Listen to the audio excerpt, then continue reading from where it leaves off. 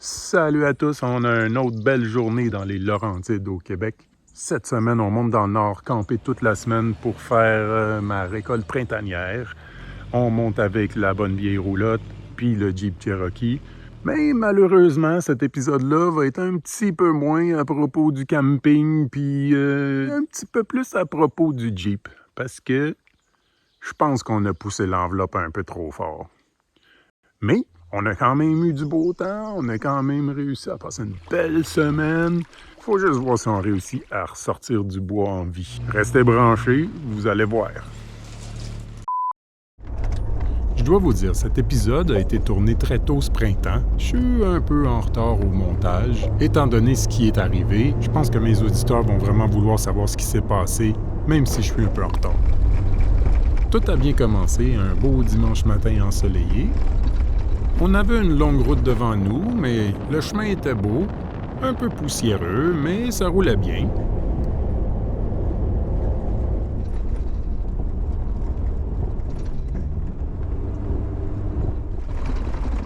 Après 2 heures à ce régime-là, on approche du campement.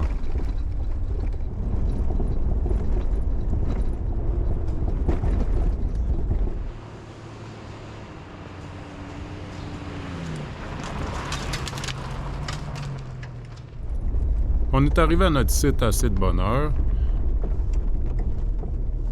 Il y avait un arbre qui bloquait le chemin. J'ai éclairé ça.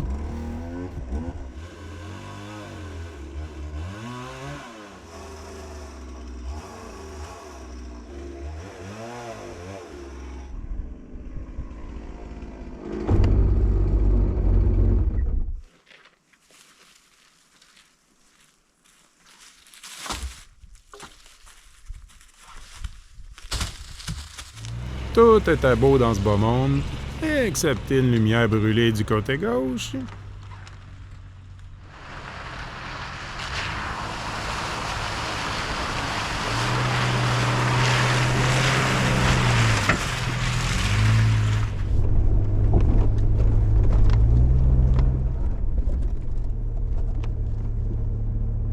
On dirait bien que je suis le premier à passer ici ce printemps.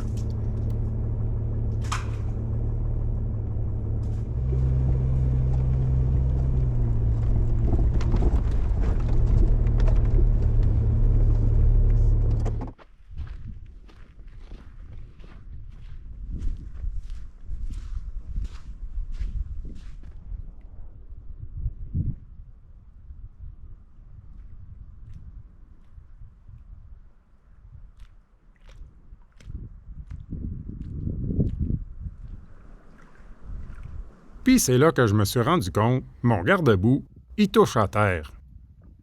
À première vue, ça doit être un problème de suspension. Mais non, la suspension a de l'air correcte, est égale en avant en arrière. Ben voyons. Oh, crotte. Non, mais t'as-tu vu la boule? Regarde la tâche remorque. Un tout croche. Ah, ça, c'est pas normal. Ça, c'est pas des bonnes nouvelles. On est dans le trouble.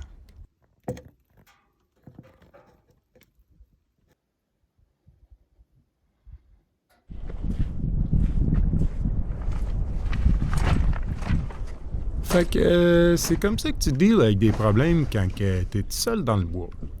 T'as besoin des outils spéciaux. Ah, ça va être mieux de même. On va penser à ça une petite minute.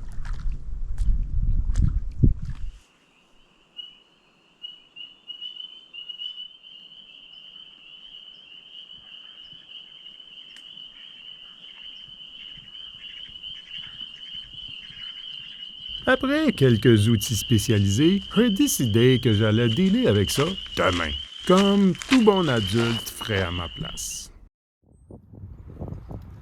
Maintenant qu'on a boudé sur le bord du lac toute la soirée hier, faut trouver une manière de sortir du bois.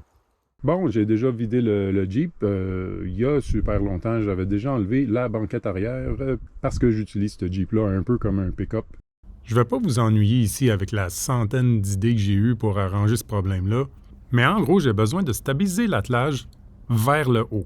Le point d'ancrage le plus solide que j'ai trouvé, c'est les anciennes braquettes des ceintures de sécurité. Il me reste à fouiller dans mes tas de gadgets pour trouver quelque chose qui pourrait ancrer ces deux points-là ensemble. Au final, j'ai trouvé des crochets de strap ratchet qui étaient assez petits pour rentrer dans les braquettes de ceinture de sécurité. Là-dessus, j'ai attaché mon tire-fort que j'ai fixé à l'attelage avec la chaîne de sécurité de ma remorque. On va maintenant tester pour voir si ça fonctionne. Gardez un œil attentif à cette grosse mouche poilue. Je rigole. Non. Gardez un œil attentif au niveau du garde-boue en rapport au pare-choc du Jeep.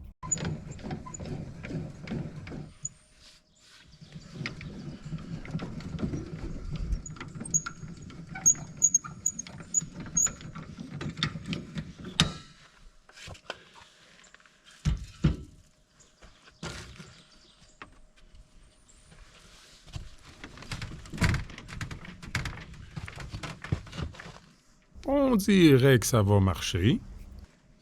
J'aimerais quand même souligner que l'attelage a environ 8 pouces de long avec 4 bottes de chaque côté. Il y a environ 2 pouces de déchiré, ce qui nous donne un bon 6 pouces. Donc le 3/4 de l'attelage est encore bien solide. Si on est capable d'arrêter les mouvements de haut en bas qui causent la déchirure, on devrait être capable de sortir du bois. On va rouler lentement, on va arrêter souvent pour s'assurer de ne pas causer d'accident. Maintenant que j'ai établi un plan d'action, je vais pouvoir pleinement profiter de mon séjour. En commençant par un bon café matinal sur le bord du lac.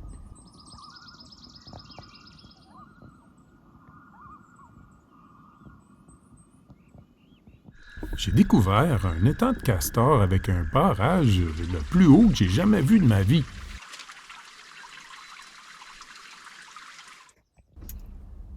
Je me suis fait des nouveaux amis.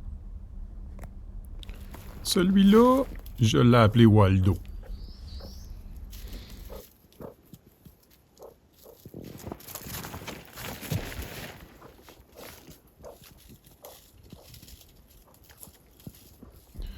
Évidemment, je suis aussi allé récolter de l'épinette pour ma production de bière d'épinette.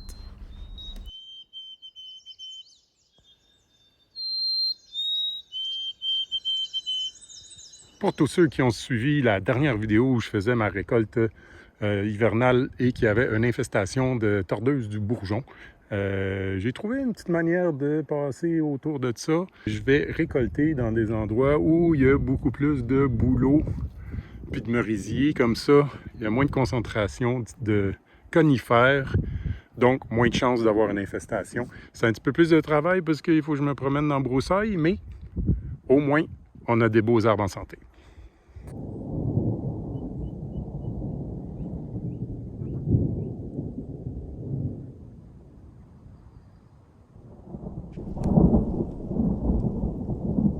Et, à ma dernière journée, les orages sont arrivés, avec des tonnerres interminables.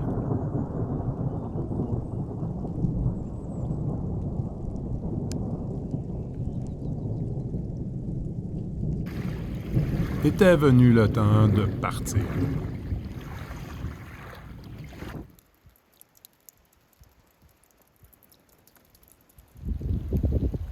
C'était le temps de tester notre petit bricolage. Tu fais le tour pour être sûr que tu n'as rien oublié. Puis c'est là que... Ah ben... Crotte. J'ai oublié la lumière à briques. Alright. On a nos points de référence. On est quand même assez haut du sol. Maintenant, on reste à savoir si ça tient le coup.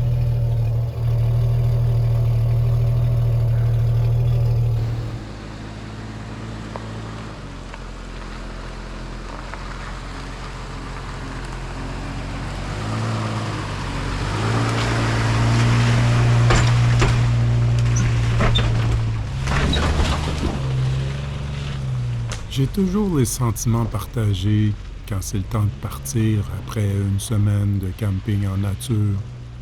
Je suis heureux de rentrer à la maison, mais je suis toujours un peu triste de quitter cet endroit.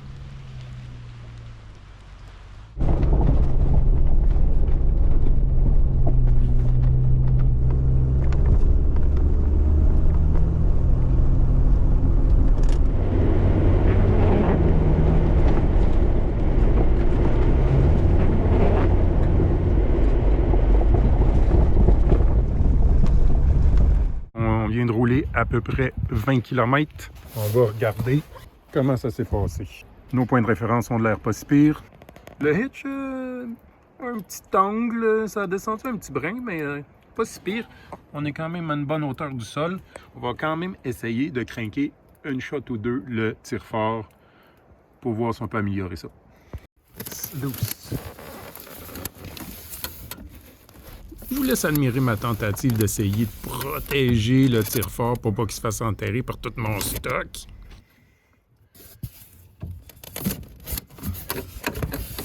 Alright. C'est un peu lousse. J'ai mis le pied à terre pour relever la roulotte pour que le hitch soit libre. Mais ça a marché. L'attache remorque a l'air un petit peu plus à angle droit.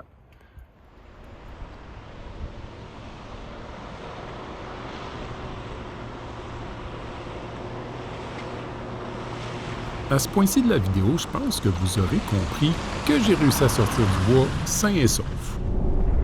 Aussi, à ce point-ci de la vidéo, il y a juste les vrais fans qui sont encore à l'écoute. Donc, parlons des vraies affaires avec les vrais fans.